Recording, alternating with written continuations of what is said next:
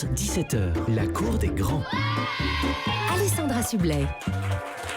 La cour des grands avec Guy Carlier, Francesca Antoniotti, Jérémy Michalak et notre invité Jean-Marie Bigard qui Je te à tout rappelle, moment... Alessandra, que j'ai une blague qui n'est pas racontable et que je vais raconter avant 17h. Je le dis. J'en aurai d'autres.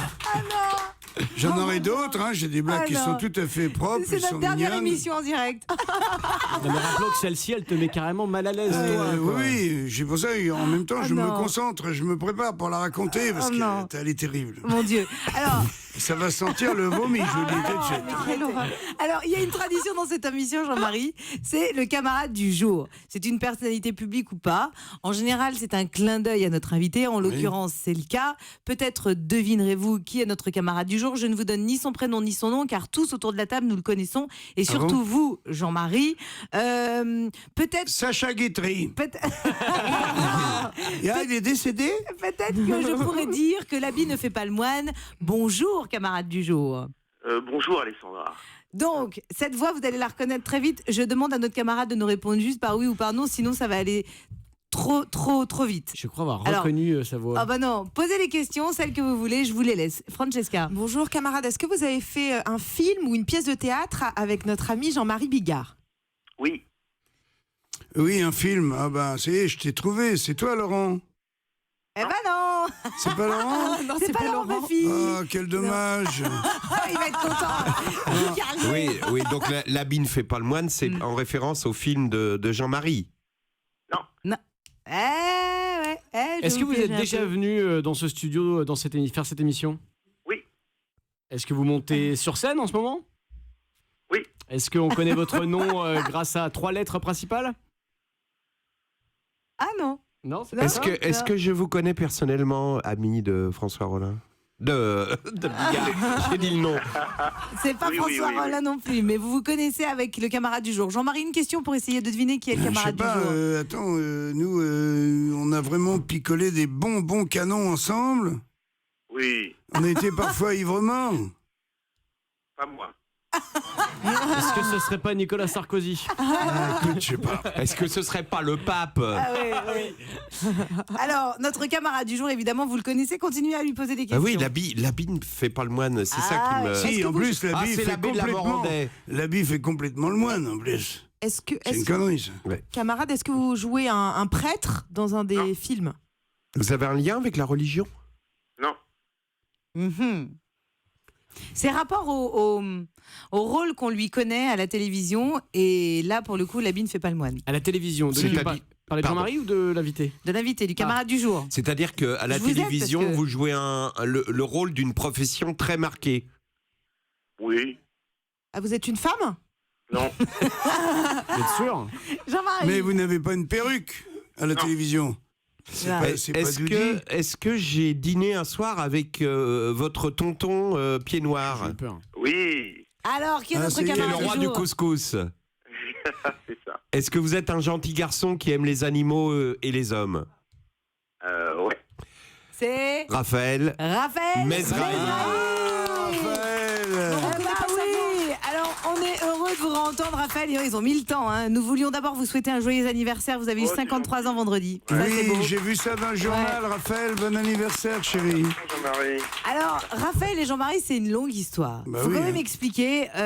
Qui commence à expliquer ? Parce que, en gros, Non, Raphaël, c'est- vous étiez élève au lycée où Jean-Marie était prof de Au sport. lycée Gaston Bachelard, et moi je partais de Troyes, et je prenais tous les matins en stop Raphaël, dans ma Simca 1100 toute pourrie, orange. Et je le prenais en stop tous les matins, c'était très drôle. Donc je l'ai eu, il était en terminale. Et est-ce que, Raphaël, le Jean-Marie qu'on connaît aujourd'hui, c'est le Jean-Marie qui était dans la Simca qui vous emmenait à l'école ? Ouais, c'était le même. Il était plus sportif. J'étais pas en terminale, j'étais en seconde.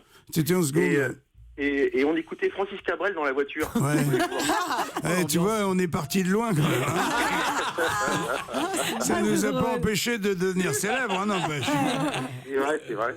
Et- Grand sportif, j'étais admiratif. Il faisait du hand en National 2, il était prof de planche à voile et tout. Non, c'était étonnant. Et donc, vous parliez de sport en voiture Et toi, t'étais déjà un petit branleur et ça s'est confirmé ensuite.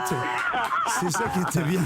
Et ce qui est assez dingue, c'est que vous vous êtes jamais lâchés l'un et l'autre. En tout cas, vous êtes toujours restés plus ou moins en contact. Bah, non, mais tu vois, c'est incroyable comme le monde est petit, quoi, parce que... Voilà, c'est les fondamentaux, quoi, parce que Jean-Marie, c'est pas mon ami, c'est la famille, vraiment, quoi. Ouais. C'est indéfectible, c'est comme ça, quoi. Ah, c'est chouette. Vous avez un point commun tous les deux. C'est le Stade de France. Oui, bah oui.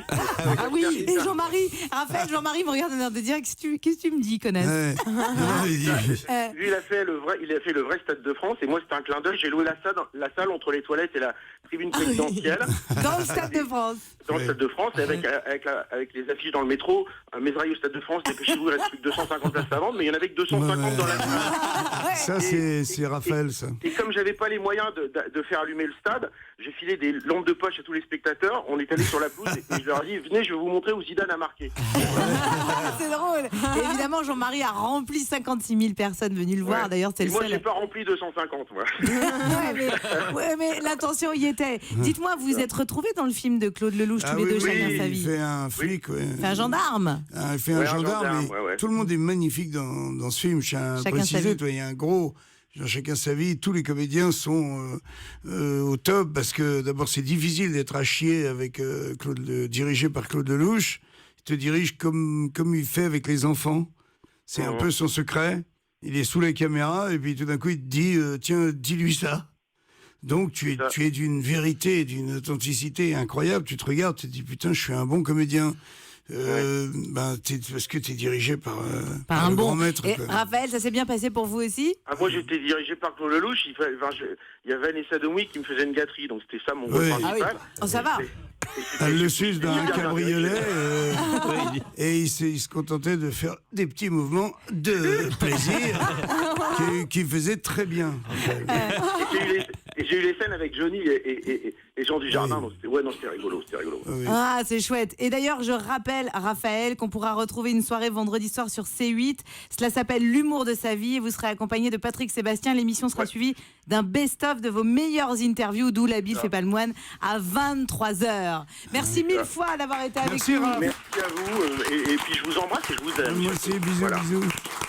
Jean-Marie, juste d'un mot, réaliser à nouveau un film, ça vous branche ou pas? Ouais. Ça a été une bonne expérience. Le succès n'avait pas été au rendez-vous, mais... il faut un petit peu de temps. Mais maintenant, en ayant pris un peu de la bouteille comme ça, j'utiliserai moins d'énergie sûrement pour faire mieux. Et je soignerai plus mon casting, je serai moins impressionné, j'aurai moins peur avant d'attaquer une journée de tournage. Je suivrai l'exemple de gens, de grands réalisateurs. Et un jour, c'est Blier. Bertrand Blier, il m'a dit, tu sais ce que je fais le matin en bourrant sa pipe, tu vois, il a une mallette avec 5-6 pipes dedans. Je fais installer un travelling de 12 mètres. Et après, je réfléchis où je vais mettre la caméra. Et quand le travelling est terminé, je dis, on va se mettre là. Il dit, pourquoi on a monté le travelling? Il dit, pour rien, c'était pour que je réfléchisse. Et c'est comme ça que ça marche mieux. On espère en tout cas, Jean-Marie, dans un instant, le son du jour sur la grivoiserie, les gros mots et l'humour. À tout de suite sur Europe 1 dans la cour des grands.